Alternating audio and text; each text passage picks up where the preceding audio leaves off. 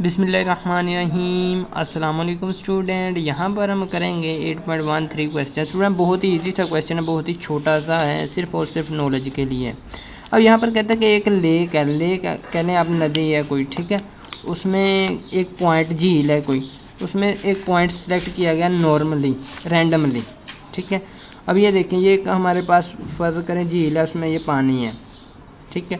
तो इसमें कोई भी पॉइंट रैंडमली सेट किया गया, यहाँ कह लें या यहाँ कह लें, किसी भी जगह एक पॉइंट सेलेक्ट किया गया है और उस पॉइंट से जो नीचे डेप्थ है, यानी कि जो हमारे पास गहराई है उसकी, वो है 30 मीटर। फ़र्ज़ कर लें यहाँ तक 30 मीटर है, ठीक है।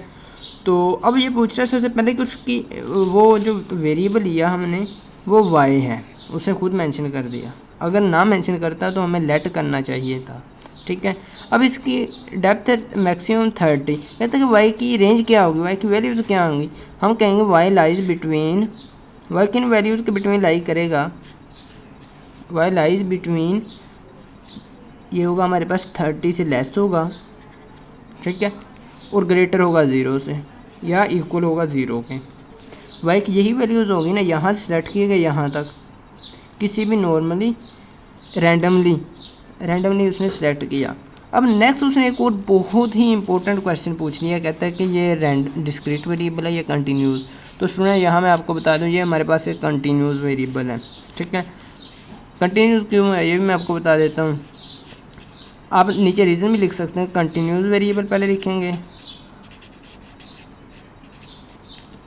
बिकॉज, क्यों कंटिन्यूस वेरिएबल है ये भी अपने रीज़न में लिखनी है नीचे। बिकॉज